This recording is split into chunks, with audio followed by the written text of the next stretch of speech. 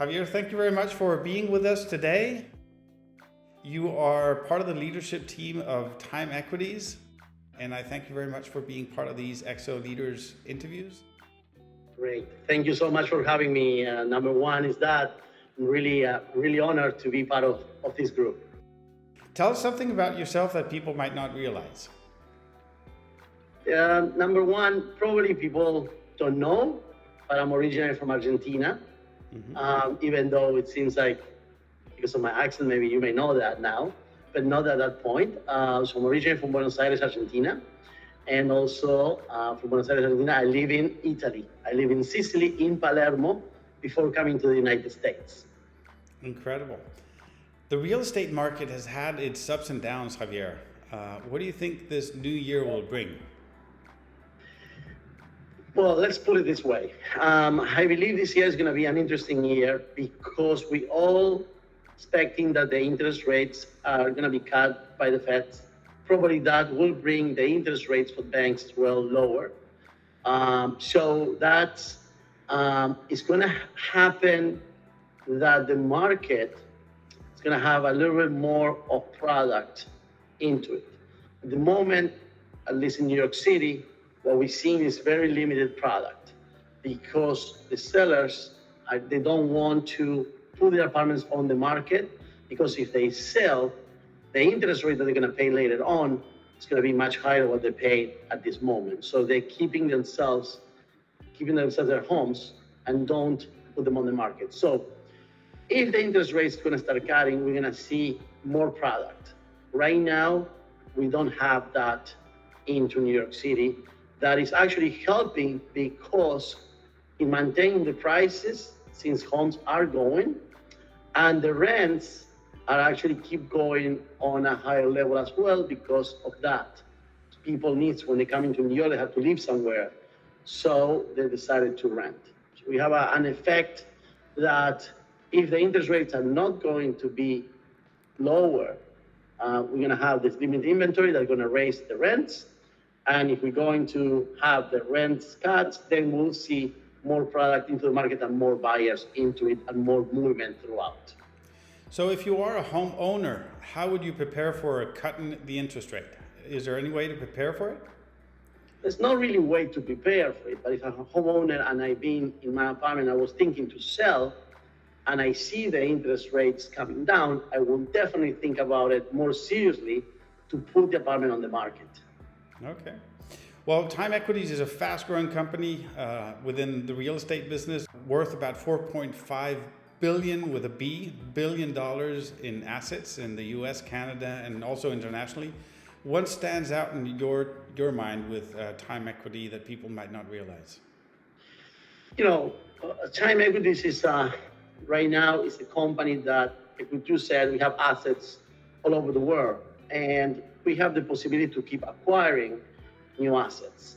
Due that the company is well diversified, and we have very good relationships as well with the banks. So one thing that people don't realize, you know, sometimes they say, "Oh, Time Equities is more of a management company," and not. We are also buyers, we are sellers. You know, we have also a fund as well where people would like to invest. So it's really a larger company than you think. I will suggest to people to go and Google us in timeequities.com, and we can see what type of company actually we are in the real estate industry. Mm-hmm. Well, you didn't start out in the real estate business. You actually started out your career in tennis. Yes, originally, of course. Tell us about your career move. Well, when I was in Argentina, you know, I played since I was a little kid, and I had a good ranking, and then I have an international ranking in juniors. So I play all over the world. And at one point, when I turned 18, 19, 20, at that point I decided not to, you know, keep going with my tennis career, even though I spent most of my youth playing tennis in Buenos Aires. And I decided to do international business in the university, but I figured out at that moment I wasn't ready for that. So I started coaching, and through my coaching abilities, I got a very nice job in Italy, in Sicily. in Palermo there that I was working for a very nice club called the Chico Tennis Palermo. And then I got the possibility to that to come to the United States, where opened me the door more into tennis, where we had a couple of different professionals. I was sparring partner more of a lot of professionals in the United States and travel as well, and based in New York City. Based on that, opened my eyes to find a new career, that it will be the real estate business that I started right now 24 years ago. I think one of the things that's really interesting about professional athletes is that people that are not professional athletes think that they have it made. A lot of them make a lot of money, even back then with Ivan Lendl, Bjorn Borg, and all of those. But what are the sacrifices that professional athletes need to make to reach an ATP level? Well, look, everybody can try to play tennis, but there's a lot of sacrifice, like you said, not only just through putting hours on the tennis court and also with your physical availabilities, but also economically. There's a lot of pieces to become a tennis player first. Now, to become a professional tennis player, that's another step further. Not everybody, there's thousands and thousands of kids that play. Not everybody make it to the top. Now, tennis doesn't give you, if you don't become a professional tennis player or you're not one of the top, like you said, I wish I was Ivan Lendl between you and I, or I would have make it, I would say in my own eyes. But even if you don't get to that level, you don't get to a professional level where you can really make a living out of it, it gives you lots of discipline. It gives you how to actually manage from the tennis business to turn into business, into a real business that it can be your life, like it's in my case right now. That's so interesting. I'm a consultant. I do this EXO Leaders Philanthropical Project. My real-time day job is actually a business consultant. And I use sports as a way of explaining the discipline, the rules, and everything that needs to work for one to be a successful professional athlete. And a lot of it applies to business. What do you think sports has brought you to your way of leading? Well, discipline. I think discipline is, in any business, you have to be disciplined and you have to maintain certain rules that in tennis is very similar. One thing that I didn't have in tennis, I didn't go out at night. I didn't have so many parties. I was more focused on the next day training. So in business, it's the same thing. You have to focus. You have to be disciplined. You have to follow up. You can't thinking, I'll do it tomorrow. And you have to do everything as you can today. And then you leave some things for tomorrow because, of course, the day has only 24 hours and you must get rest. So it's giving you a similar attitude, I would say, to go into the tennis and then go into the business. And also the perseverance. Tennis, you hit that ball for thousands and thousands of times. And this is the same thing. You just have to keep trying until you make it. Sooner or later, you make it. I have surrounded with a lot of high-end net individuals, and business people in New York City. And I have to say that none of them told me, this came very easy for me. Everything comes with the ups and downs, and it's exactly the same as tennis. You may lose a match, but then you win 2, and then you lose 2, and then you win 3, until you go into a path that you understand what you're doing wrong, and maybe you go into a streak of doing more winners than losing. I cannot agree more with you. When I talk to companies, I tell them, look at sports. Sports, you have a field that you can't go out of. You have time limits. You have everybody knows their place. You do a strategy depending on whoever is your opponent you're playing against. This is something that a lot of times in business is completely missing. we do the large yearly strategies, but we don't do the play-by-play strategies that we do for sports. So I think there's a lot of things we can learn from sports in business. That's so interesting. So if you notice, sorry to interrupt you, but if you notice, a lot of the, you have a lot of like Magic Johnson, Jordan, they all become a lot of businessmen throughout. If you think a lot of the professionals in general, like including Bjorn Borg, like you said, his own clothing, there's always a lot of similarity within one, the sports and going into business. Exactly. That's so interesting. I even think that the military has a lot to do with sports. Very organized, very structured. You know what you have to do. You do micro strategies for every game. You're very, very disciplined. So that's. I think we can learn a lot from the sports world and the military. So in your article, you mentioned perseverance, you mentioned people, and you also mentioned experience. How do you think that feels in as one of the successes of being a successful leader? Experience is everything. You have to learn from your mistakes. One thing that I've learned to, first of all, to listen. And when you listen, then you have to be able to put the things that you listen into the field. Mm-hmm. And I think is the experience that you will get. You can get successful, but it doesn't mean that you're not have some fall throughout. So you have to learn from the mistakes and try not to make them again. If you make again the same mistakes over and over and over, well, then they have to figure out what you're doing wrong. But the idea is the experience is what will give you the next level in business.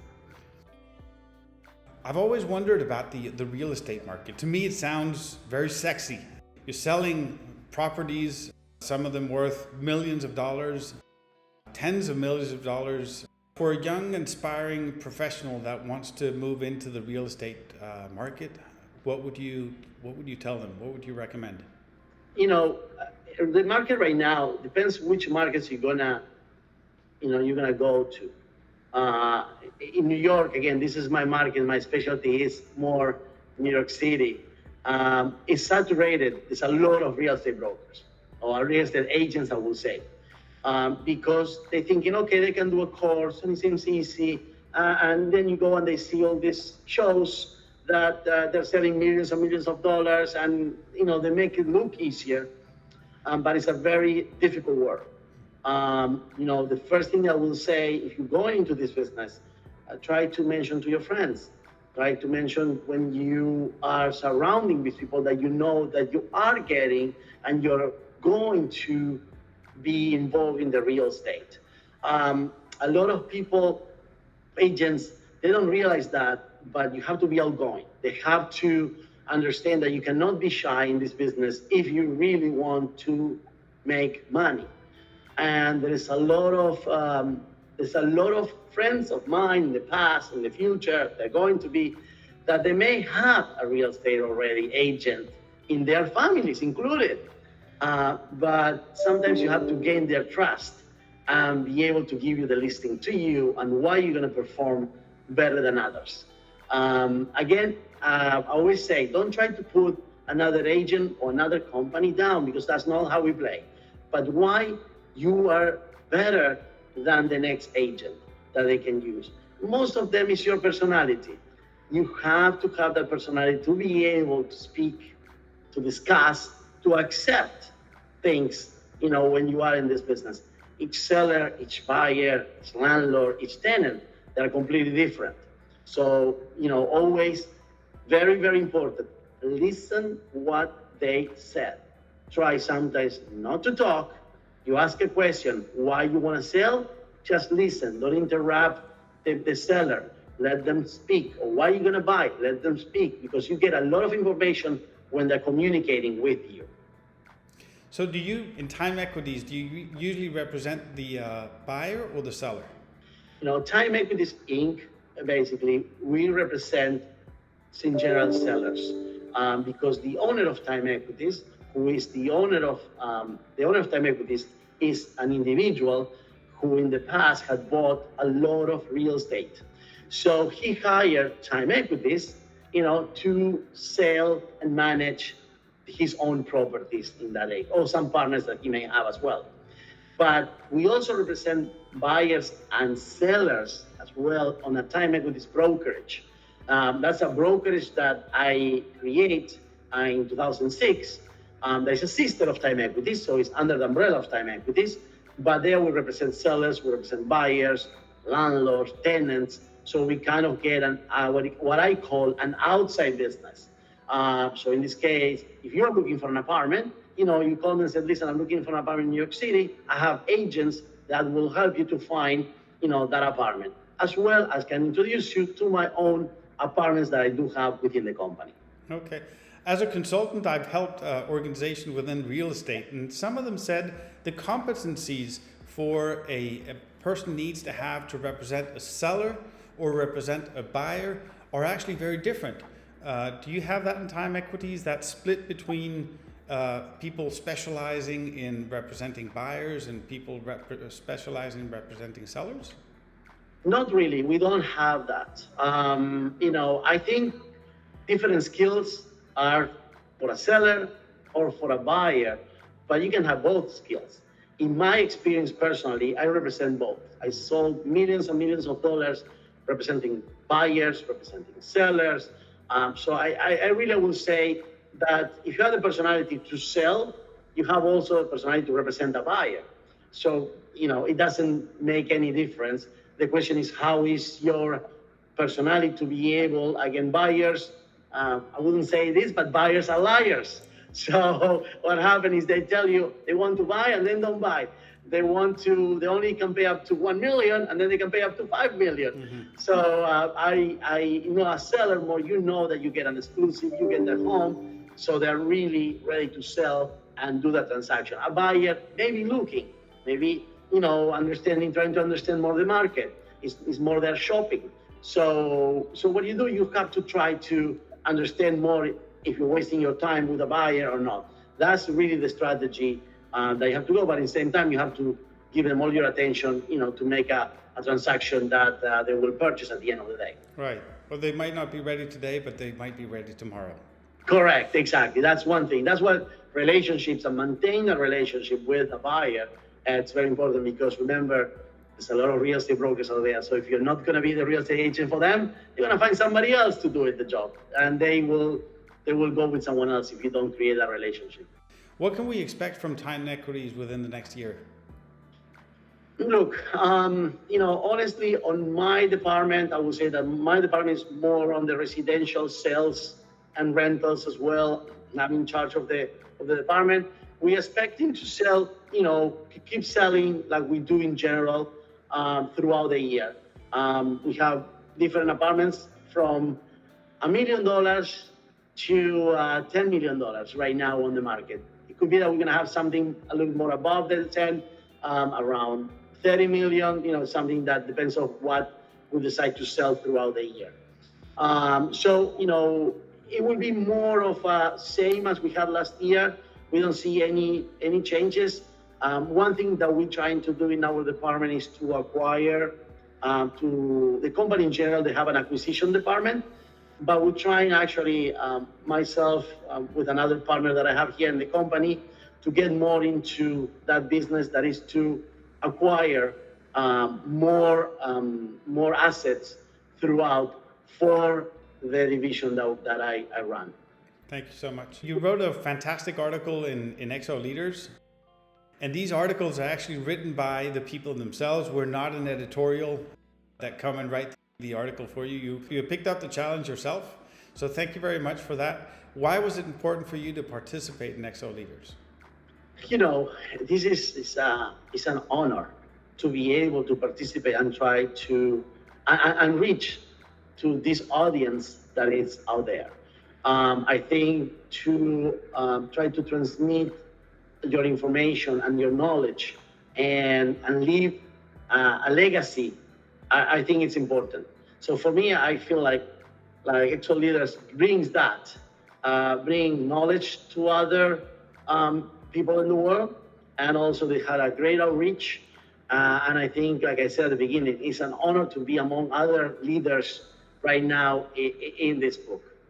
Well, we have a lot more than 50 leaders in each book. The book is actually available on Amazon and Walmart.